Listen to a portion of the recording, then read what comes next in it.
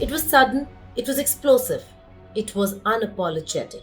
In the early hours of 13th of June, Israeli jets roared into Iranian airspace, setting aflame Tehran and Natanz, Iran's nuclear site.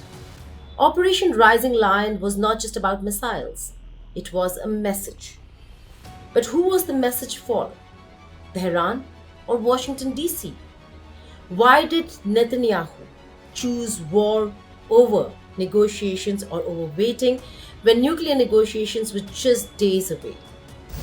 And more importantly, what is Netanyahu so afraid of? Why is he scared of the US-Iran talks?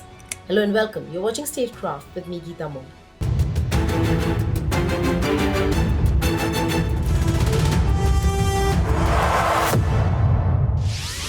Just 2 days ahead of the crucial talks between the United States of America and Iran in Muscat, Israel launched its biggest ever airstrike campaign against Iran.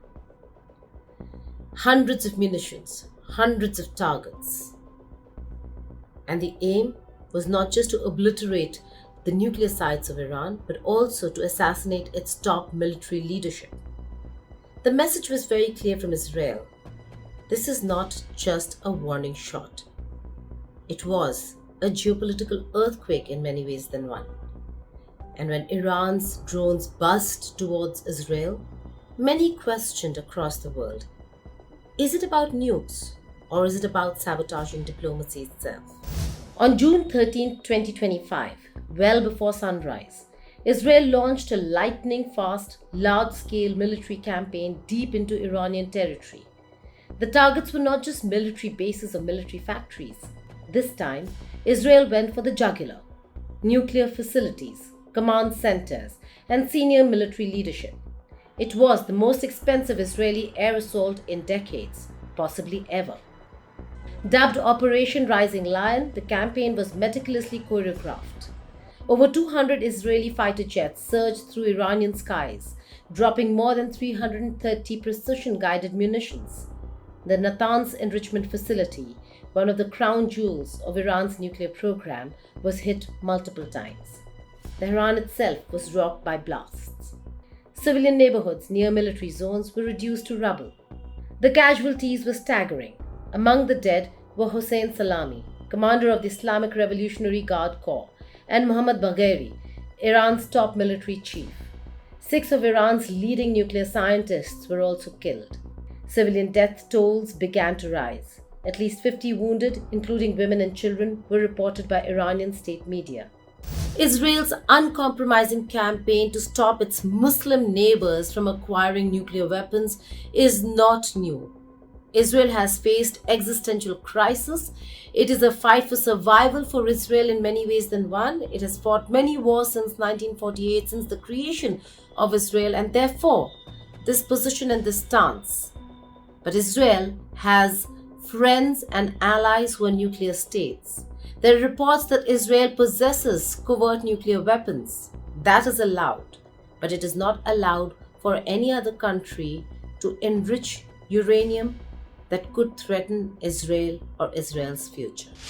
At the core of Israeli defense doctrine is the preservation of its nuclear monopoly. Though never officially confirmed, Israel is believed to possess 80 to 90 nuclear warheads. This arsenal acts as the ultimate insurance policy, a shield of deterrence that only works if it remains unmatched. For Israel, nuclear parity isn't balance, it's a loaded gun pointed at its heart. Which is why Israel acts preemptively and decisively. In 1981, it bombed Iraq's Osirak reactor. In 2007, it destroyed Syria's secret North Korean-assisted reactor. And in 2025, it launched its most audacious strike yet, Operation Rising Lion. Israel called it a rollback of the Iranian threat to Israel's very survival. But in the past, we took preemptive action against those who were cheating the international system, that were clandestinely acting to acquire a nuclear arsenal or a nuclear weapon. And by defending ourselves, actually, we gave a lot of security, not only to ourselves, but to the region and to the world. Because without our action in 81 to take Osirak, you would have Saddam Hussein with nuclear weapons. Without our action to take out the Syrian reactor in 2007, you would have Assad having a nuclear weapon. So when you have countries like that, countries like Libya under Gaddafi that are, cheating the system all the time, that try to enjoy the support of the international community on the one hand, and then breaching the commitments and cheating, this is something that, cannot be. But Ambassador, if the United States can have negotiation with Iran, why can't Iran have negotiations, direct negotiations with Iran on this issue? Well, first of all, we would be happy if we would have negotiations with the Iranians themselves, but the Iranians are sworn to exterminate us. And therefore, for decades, the international community, the United States, different administrations have been working diligently to try to engage with Iran and convince them to divert from this path of violence and aggression. Unfortunately, they failed, and we reached the moment in which we had to take action, because lack of action would have created the situation in which we have a nuclear-armed Iran. This is something that we are not willing to have. Why not allow mutual deterrence? Because mutual deterrence allows stability, rationality, and survivability. But Israel argues that countries like Iran that have had very hostile approach towards Israel, have vowed annihilation, and have carried out proxy warfare against Israel cannot be trusted. Allowing one Islamic state to go nuclear, Israel warns, opens the floodgates. Saudi Arabia, Egypt, Turkey, all may follow. That cascade could collapse regional stability entirely for Israel. So Tel Aviv's message is blunt and consistent. No nukes for hostile neighbors. Not now, not ever. Peace in the Middle East or West Asia may be elusive, but in Israel's view, a nuclear-armed Middle East would be its funeral. And yet, while the world focused on flames and funerals, there was yet another fire that was burning, a diplomatic one. Because 48 hours from then, Iran was supposed to hold crucial nuclear talks with the United States of America in Oman. Today, that negotiating table just might be ash. Not because of anything else, but because of what Trump has also come out and said. He said and warned that Iran had been called for negotiations, but Iran was delaying, and that now they're going to be dead. Is that the message of the United States of America? But the real motive is that of Prime Minister of Israel. What was the motive of Prime Minister Netanyahu? For that, we'll have to just rewind a few days. In early June, the International Atomic Energy Agency, that is IAEA, reported that Iran had failed to declare several nuclear materials, accusing Tehran of violating its treaty obligations. And I say it because it is true that enriching uranium per se is not a forbidden activity, which is something my Iranian counterparts always tell me, and they tell the world. So that is true. At the same time, when you accumulate and continue to accumulate, and you are the only country in the world that is doing something like this at a level which is very, very close to the level that you need to have a nuclear explosive device, then we cannot ignore it. It is not per se a forbidden activity, but we cannot ignore, and this is why we are looking at it. Well, of course, I am aware of the concerns in Israel. This is not new. Regarding the statements from the government or references to possible military action, of course, it is a matter for the Israeli government. What we are trying to do is to address this issue as befits an international organization from a different perspective. We are trying to get to a solution of this in a diplomatic way, trying to clarify and to solve this and not this tie without the use of violence or force, which we believe, if it's done correctly, which is of course very important, if it's done correctly, thoroughly, with a very strong verification and monitoring chapter from us, would give the necessary assurance for Israel and for the world that there is nothing to be feared. Very good. I thank you for your interest. We'll be seeing each other. Thank you very much. Iran responded with defiance, announcing a new uranium enrichment facility at an undisclosed location. The world braced for tension, but not for airstrikes. انشالله که کار به اونجا نکشه، گفتگو به نتیجه برسه، ولی اگر نرسه به ما درگیری تحمیل بشه قطعاً تلفات طرف مقابل بیشتر از ما خواهد بود و در اون صورت آمریکا باید منطقه رو ترک کنه، چون تمام پایگاهاش در دسترس ماست. ما دسترسی بهش داریم و بدون ملاحظه همه اونها را در کشورهای میزبان مورد هدف قرار خواهیم. این گونه القا بکنن که جمهوری اسلامی ایران در چارچوب تکالیف پادمانیش وظایفش رو انجام نداده، این یک دروغ بزرگ. هیچ مستندی در این رابطه وجود نداره.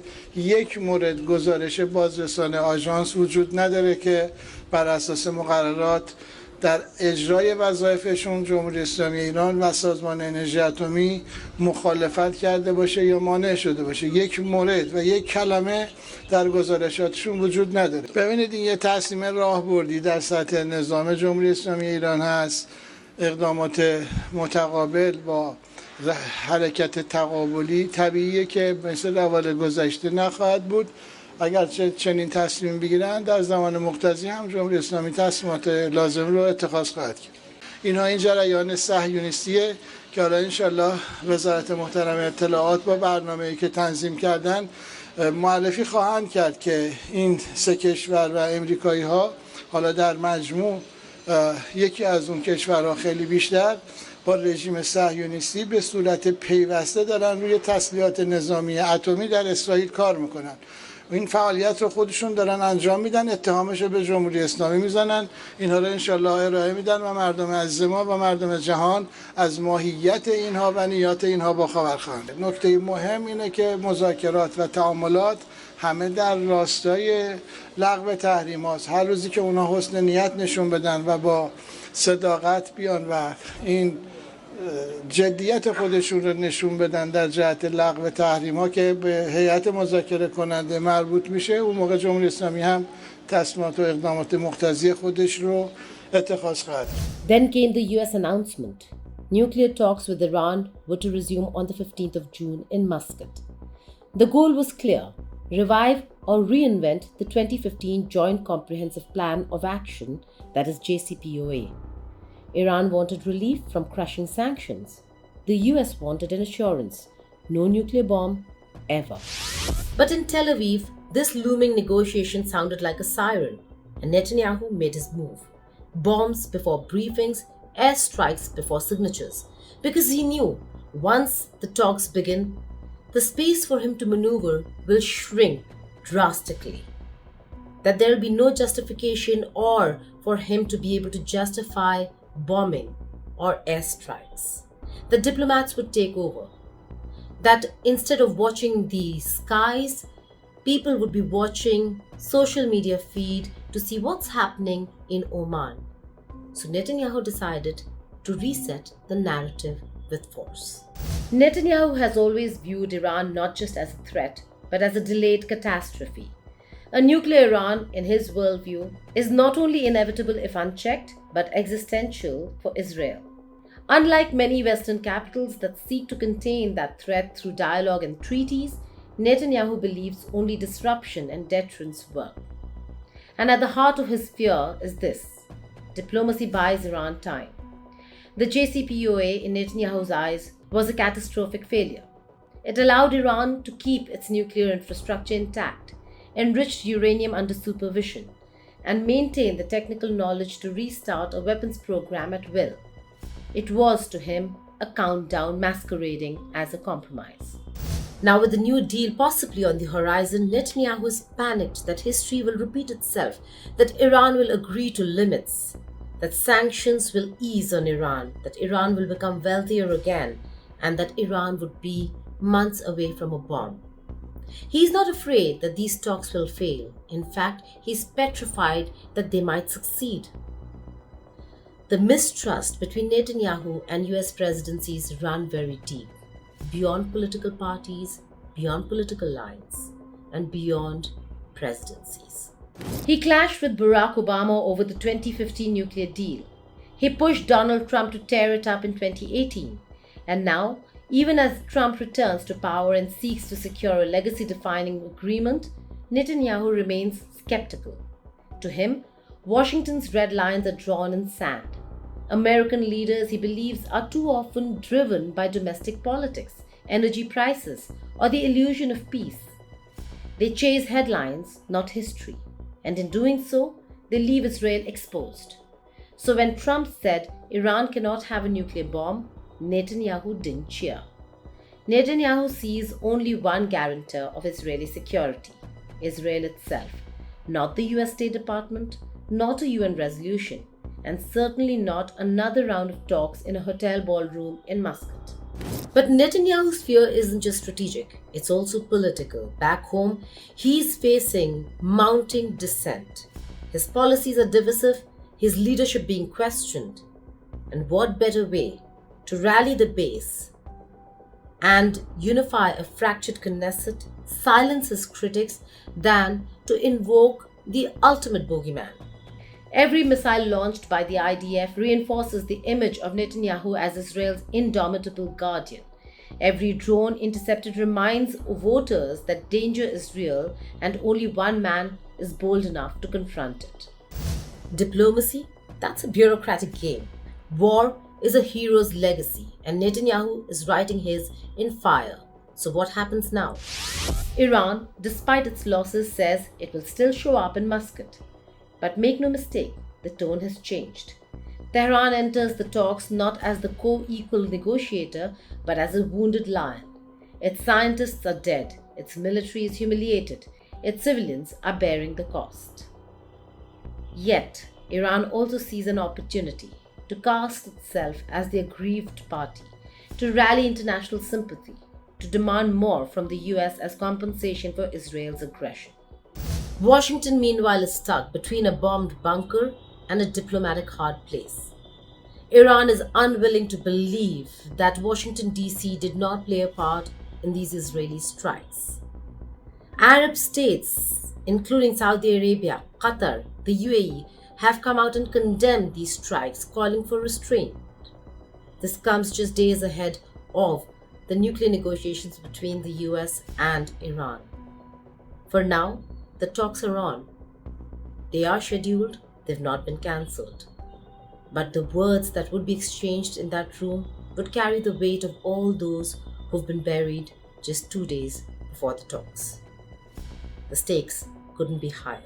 If diplomacy collapses, Iran has hinted at direct retaliation, not just drone attacks, but strikes against US assets in the region.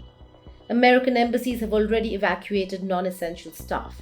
Military bases in Iraq and the Gulf are on alert. Israel, having declared a state of emergency, expects more. Defense officials warn of incoming missiles. Gas masks have been distributed. Schools are closed. Iron Dome batteries are on full deployment. Netanyahu's actions tell us everything we need to know. He didn't strike Iran because he thought that Tehran was going to assemble a bomb this week itself.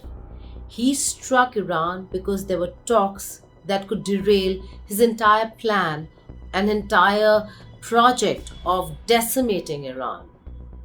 He feared the handshakes in Oman than the warheads in Tehran. Netanyahu's fear of US-Iran talks isn't irrational.